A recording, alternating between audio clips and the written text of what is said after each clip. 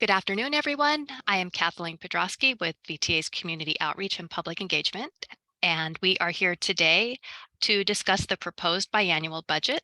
This is for fiscal years 2024 and 2025. This is the second of two community meetings that were held or are being held. The first one was 2 days ago on May 24th. Today is May 26th. Next slide, please. And we'll go. Thank you. We recognize that everyone has different experiences and perspectives. However, we do ask that we all treat each other with kindness and respect when we go through the webinar. We will answer questions at the end of the presentation. We do not have the we do not have the Q&A enabled today, but you can raise your hand and ask questions at the end. And if you are not comfortable speaking publicly, we will provide a contact at the end of this that you can email us and we can respond to your question that way. Next slide, please. When we do Q&A, if you would like to speak, you can raise your hand and you can see at the bottom of your screen the little raise hand feature. We will give you permission to unmute and let you know that you are ready to go ahead and you can ask your question. I think with this part in the presentation, I'm going to turn the microphone over to Greg Richardson, our CFO. Thank you. Thank you, Kathleen, and thank you for everybody who's able to join in or listen to this at a future date. As Kathleen said, we will be providing kind of a high-level update on the proposed biennial budget for fiscal years 2024 and 25. And just a reminder for everybody, VTA goes forward with a biennial budget, and so every 2 years we prepare and then present for board approval a budget that covers 2 fiscal years. So go to the next slide. The slide here just simply identifies each of the different budgeted funds that are part of the budget that will be presented to the board on June 1st, I believe it is. Yes, on Thursday. And so each of the various funds will be discussed a little bit as we move forward into these next pages. So the next slide again shows really each of these different funds, but broken out either operating or capital, and identifies the appropriation that is being put forward for the board for each fiscal year 24 and 25, again, for each of those funds, whether operating or capital. One thing of note, just make a note on this, on the VTA Transit Capital, and we'll touch on this in a second. We actually did present to the Capital Program Committee yesterday that the capital budget for the VTA Transit Capital will be $163.4 million, where right now it's been identified as a TBD. So on the next slide, we start getting into a little bit more of the budget itself and how it was created. So as we focus really on our operations to ensure our passengers and our employees are our top priority, the wheel that's in front of us helps reinforce the focus and how the budget was ultimately developed. So it ultimately starts on the right-hand side, on the upper right-hand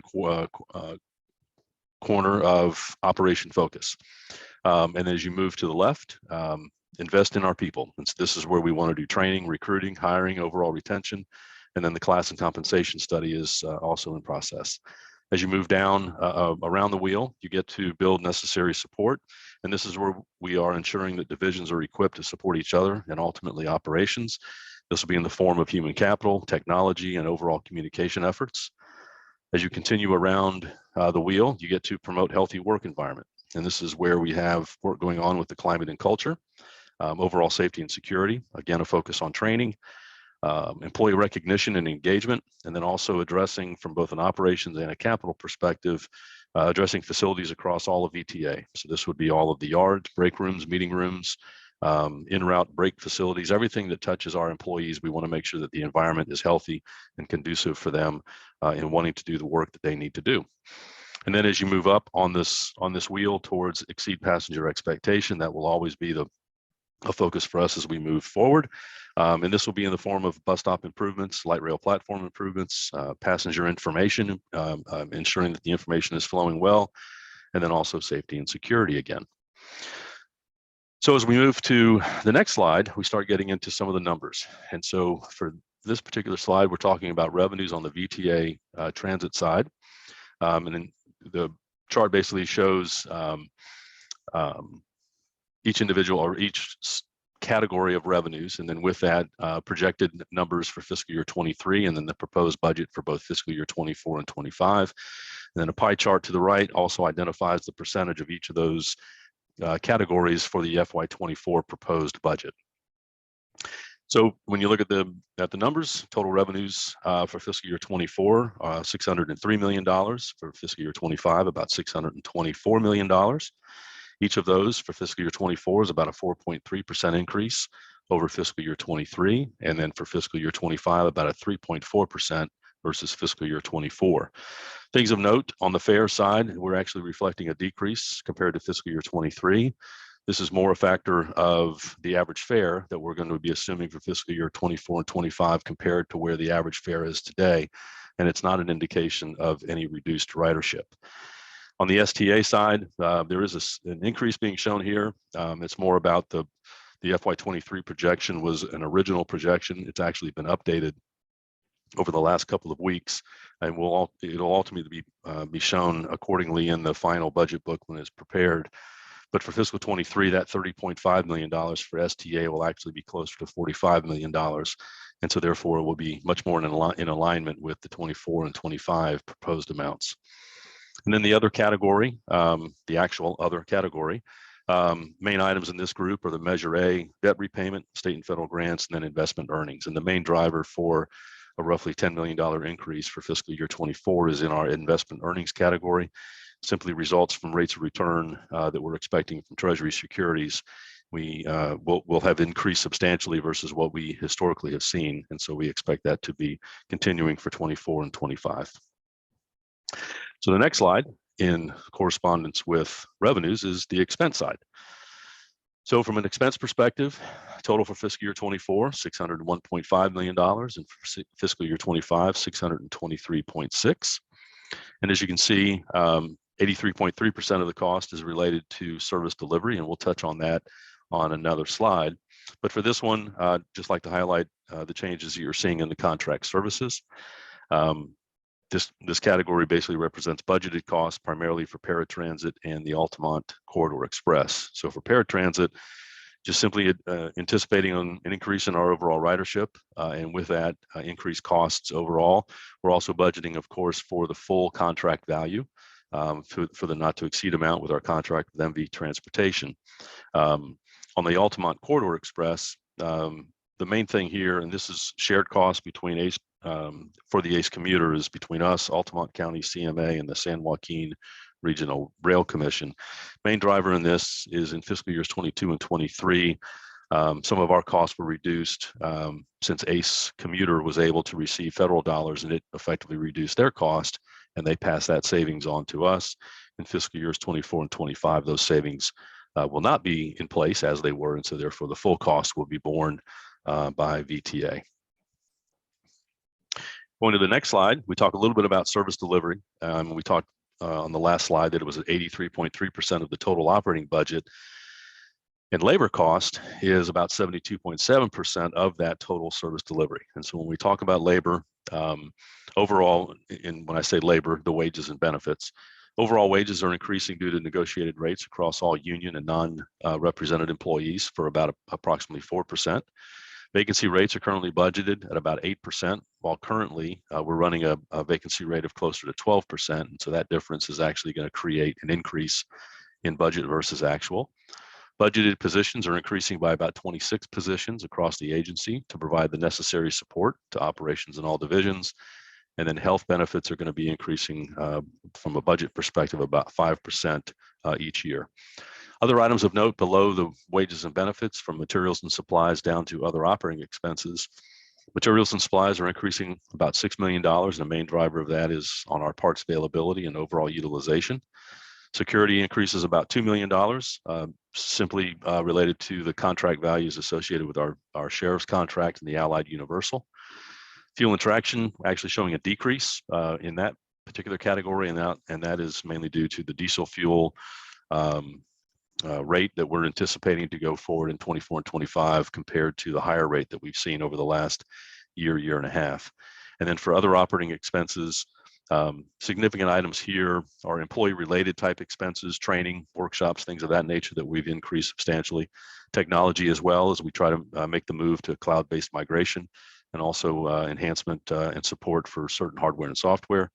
And then on professional services is where a majority of this increase is being found, is really efforts on recruiting and retention, overall grant assistance, procurement initiatives, operations, training, JWI, apprenticeship programs, and then also standing up emergency management programs, both physical as well as cyber, and just doing some cybersecurity vulnerability assessments and programs.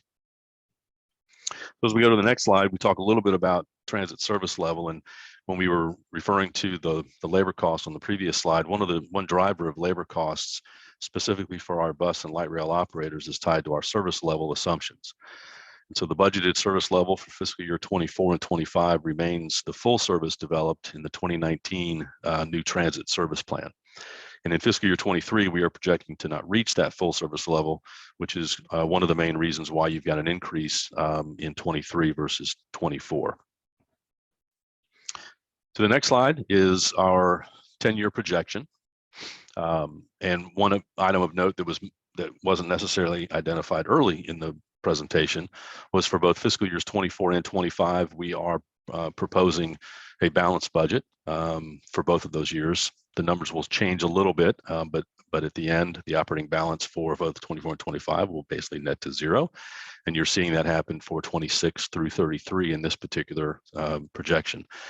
This does represent our current, and I would call relatively basic estimate over the next 10 years, using FY or fiscal year 25 as that base year. As I said, it does begin with a balanced budget. Revenue growth, about 3% for fiscal years 26 through 29, and then 2% for the remainder. And then on the expense side, a slightly higher projected growth rate of 3.5% for fiscal years 26 and 29, or through 29, and then 3% for the remainder. And some items of note on this, you'll see towards the bottom of this slide, we continue to fund our operating reserve to make sure that the 15% of operating costs as required. And then the capital transfer amount is decreasing. So this is one item of note that is a risk that we need to be ready for. You're seeing that number decrease as time goes on. And this is a risk, but it's also ensuring that we're able to have that balanced budget. One thing of note, anybody who has looked at this particular 10-year projection from the last time we did it, substantial changes from then to now, and mainly driven by timing and conditions. The last projection was based on our fiscal year 23 budget. And as just a one item example to kind of give some context to how changes in conditions or timing can influence this, revenue for fiscal year 23 was budgeted at about $529.9 million. These numbers are not on your screen. It's just giving you reference. The projected revenue for fiscal year 23 is about $578 million. So that change of a little over $49 million when you're comparing it to a projection can definitely move the needle. And so as we've grown those revenues, then the projection, of course, will look a little bit rosier. I will say that it does not change our focus on what the previous projection was identifying, and that is that we'll continue to focus on managing costs, increasing or improving efficiencies, and also generating new revenue sources where we can. The next slide is talking a little bit about the transit capital budget. At the time this presentation was prepared, we had not yet gone to the capital program committee, but as I said earlier, we have gone to the CPC, and they did approve and recommend to move forward with a capital amount for the VTA transit of about $163.4 million. The focus will be on the things that we've got here. Ideally, when it was put together, the funds, it was created to make sure that those projects that, funds were needed to be in place to ensure they move forward. We wanted to make sure that was a priority. If external dollars were identified and funding was needed to allow them to move forward, we wanted to make sure those were part of it. And the project focus is really on the items that are listed up here, from facility improvements, especially in promoting a healthy work environment, through critical infrastructure down to other mandates and overall state of good repair. If we need to, even after this budget presentation or the budget proposal is given to the board, if we need to come forward later on with any mid-budget cycles to augment the capital budget, we will certainly do that at that time. As we move to the next couple of slides, so the next slide shows the congestion management program. So this is now where we get into the other funds beyond our transit operations side. And so these particular funds, no money is coming from the transit side. These are all sort of self-sustaining funds that are managed within themselves. And so the funds, as I said, are not coming from the transit side. So the first one is congestion management program. This is where a lot of the plans and studies, overall traffic engineering are done to develop necessary projects that then move into the Valley Transportation Plan. And so for this particular one, revenues and expenses get to a net amount of about a little less than $1 million of a deficit for fiscal 24 and about a $400,000 deficit in fiscal year 25. Those deficits are covered by existing surplus that exists within the congestion management fund, and those reserves will easily cover, being at about $3.3 million, will cover those particular deficits. If you move to the next slide, it's on the Express Lanes program. This reflects the revenues and expenses associated with both the State Road 237 Express Lanes and the US 101. On this particular one, revenues and expenses get to a net surplus for each of the fiscal years. It is a little conservative from my perspective, but from a revenue side, we have elected not to budget for any fines or penalties. But on an actual side, so in fiscal year 23, some of those are coming through. So the fiscal year 23 performance will be much greater and much better than what the budget is showing for 24 and 25. And should fines and penalties come in fiscal year 24, that will just simply provide a little bit more net revenues to the bottom line for this overall program. Next slide is talking about our transit-oriented development or communities. This is in two different things. So on the operating budget, it's really talking about the current revenues that are generated by TOD sites that exist today, and the revenues that are generated from that, along with some interest earnings that are part of this particular fund. And on the expense side, it's really just the day-to-day core program work that's necessary to keep the TOD and TOC portion running. And then on the capital side, $14.16 million, this is more of the program costs to support the overall TOC program and overall development. So as several projects are online, and this is work that is necessary to ensure that those projects continue moving forward so that developers can come in and effectively take on those projects. So this will be feasibility, design work, environmental studies, reviews, and other studies and overall analysis. Next slide has the Valley Transportation Plan, the VTP capital program. And as we mentioned before, this is kind of an offshoot from the CMP side, the congestion management program, where they identify some of these projects. Countywide program. Key thing about this is getting board approval or board adoption is critical, which ensures that as we move forward with grant dollars, they can be secured because you have that board approval and board adoption for these particular projects. In total, 36 projects that total about $417 million. And again, the effort here is to secure funding in the future with some of the grant dollars that might be available. Next slide talks about the 2000 Measure A sales tax program, more on the operating side. So this is the 2000 Measure A sales tax. This is predominantly the revenues being generated here. There's also some interest earnings that will also be part of this revenue number. Expenses are primarily the assistance provided to the transit side, transfer that's made to the transit side for operations purposes, and then also the debt service. The net revenues are basically then utilized, if you go to the next slide, are part of the process in which to fund the capital program for any Measure A related components of this overall program. So the two main projects that are alive currently in this 2000 Measure A program from a capital perspective are the BART Phase 2 project, and then the East Ridge to BART Regional Connector, or EBRC. Just one thing of note, it's not Measure A is not the only source of funding for these particular capital programs. It's just labeled as such, the 2000 Measure A sales tax program for capital. And I say that because EBRC, there will be no additional monies coming out of Measure A related to the EBRC. That $61 million will be coming from LC Top and then the TERSIP monies that will be that have already been identified. Next slide talks about 2008 Measure B, the BART operating sales tax program. So this is related to what is now the Milpitas and Berryessa stations that are operating now and have been in revenue service for a couple of years. This is the agreement between us and BART. As they operate the system, we have a responsibility to reimburse them for the costs associated with it from both a operating and maintenance perspective, as well as certain capital costs related to the system. And so for fiscal year 24, we're projecting $110.2 million to be distributed for the purpose of BART O&M, and then fiscal year 25 about $106.6 million. And then close to last is the 2016 Measure B sales tax program. And the page here is just identifying beyond the administration cost of $1.5 and $2 million, the different categories, formula-based programs, as well as the need and capacity-based programs, and the dollars that have been identified and will be allocated to these particular categories for fiscal years 24 and 25.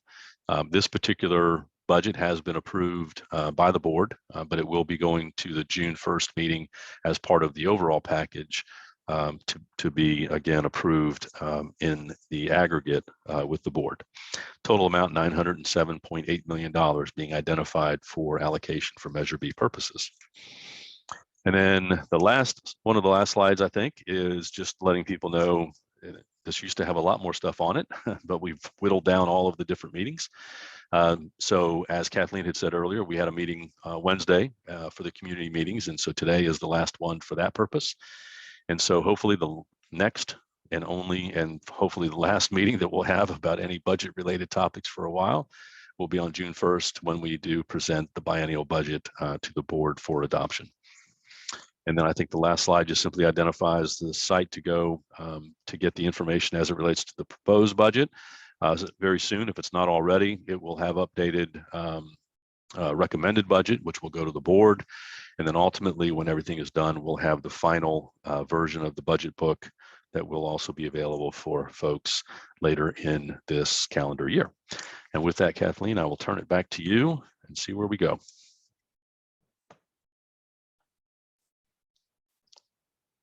There we go. I'm so sorry. I was muted still. Thank you, Greg. At this time, we do not have any questions. I would like to offer to the audience, if at any time you want to submit a question or a comment later on, you can email us at community.outreach@vta.org. I'll repeat that. It's community.outreach@vta.org. Or you can call us at 408-321-7575. With that, I believe we are at the end of our webinar, and I would like to thank you all for sharing your afternoon with us. Great. Thanks, Kathleen. Thanks, everybody.